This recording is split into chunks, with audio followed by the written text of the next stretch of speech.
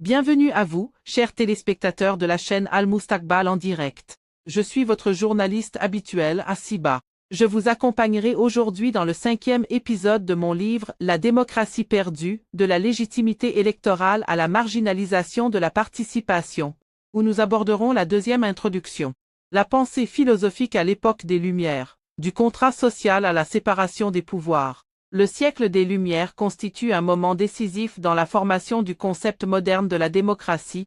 En effet, la pensée politique y est passée des catégories métaphysiques et théologiques à des fondements rationnels et humains. C'est dans ce contexte historique que la démocratie a commencé à être comprise non seulement comme un outil de partage du pouvoir, mais aussi comme un cadre théorique et moral fondé sur les concepts de souveraineté populaire, de contrat social, de séparation des pouvoirs, et d'égalité civile.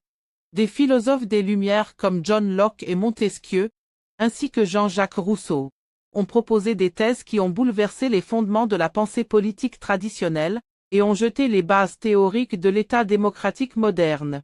Et si la démocratie athénienne avait directement lié le pouvoir au peuple, la démocratie des Lumières était l'expression d'une tentative de rationaliser la gouvernance et de la lier au droit et aux droits, et les institutions. De cette manière, il représentait le pont entre le despotisme monarchique et l'émergence de l'État libéral moderne. Dans cette section, nous tenterons d'examiner les contributions de trois des plus éminents penseurs des Lumières. John Locke, en introduisant la notion de contrat et l'État de droit, et Montesquieu à travers sa théorie de la séparation des pouvoirs comme garantie de la liberté. Puis Jean-Jacques Rousseau, qui a reformulé l'idée démocratique dans un cadre profondément moral et égalitaire. L'objectif de cette analyse n'est pas seulement de mettre en avant les différences intellectuelles entre ces philosophes, mais aussi d'approfondir les transformations profondes que le siècle des Lumières a apportées au concept de démocratie. Paragraphe 1. Souveraineté et volonté générale, vers une nouvelle conception de la participation. La conception de la démocratie selon Jean-Jacques Rousseau se distingue par une refonte de la relation entre l'individu et la société sur des bases morales, fondées sur la volonté générale comme unique source de souveraineté. Dans son ouvrage du contrat social, Rousseau affirme que l'homme n'est libre, mais qu'il est partout dans les fers, ce qui ne signifie pas qu'il rejette l'autorité, mais il cherche plutôt à la fonder sur la légitimité et la participation volontaire. Le concept de volonté générale chez Rousseau n'est pas simplement la somme des volontés individuelles, mais c'est une volonté qui vise le bien commun et exprime l'intérêt de tous. C'est pourquoi, la démocratie n'est pas seulement un système de gouvernement, mais elle est l'expression d'une relation contractuelle fondée sur la raison et la morale. Elle permet au citoyen de n'obéir qu'à lui-même en obéissant à la loi. Dans ce sens, l'action politique devient un devoir moral, et la citoyenneté un engagement collectif envers l'intérêt général. Paragraphe 2. La citoyenneté active et l'éducation républicaine. La conception de la démocratie chez Rousseau est étroitement liée à la notion de citoyenneté, car la simple participation formelle au gouvernement ne suffit pas.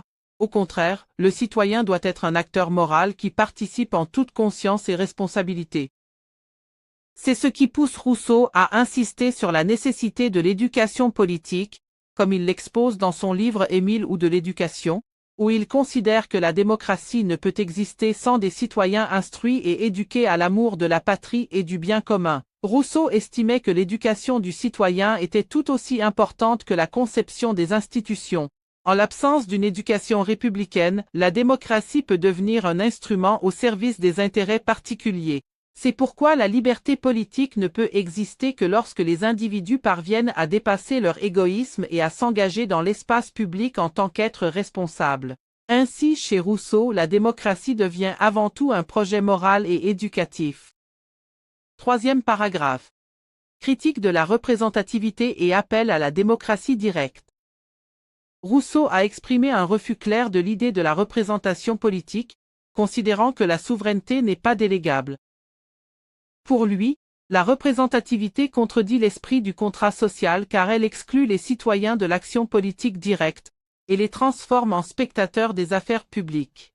Il l'a exprimé clairement en disant « Le peuple anglais croit qu'il est libre, mais il ne l'est que le jour du scrutin, et une fois ce jour passé, il retourne à l'esclavage. » On comprend de cette position que Rousseau préférait le modèle de la démocratie directe, où les citoyens exercent eux-mêmes le pouvoir sans intermédiaire. Cependant, il était conscient que ce modèle ne convenait qu'à de petites entités politiques comme la cité-État, où tout le monde peut se réunir et participer.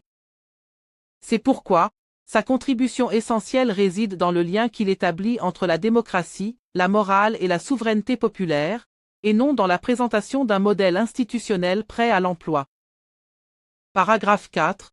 Montesquieu, la séparation des pouvoirs comme garantie de la liberté. La pensée de Montesquieu a constitué une étape décisive dans l'édification de la philosophie constitutionnelle moderne, à travers sa conception initiale de la séparation des pouvoirs comme mécanisme institutionnel garantissant la liberté et empêchant la tyrannie. Dans son ouvrage L'esprit des lois, Montesquieu a commencé par une analyse des expériences politiques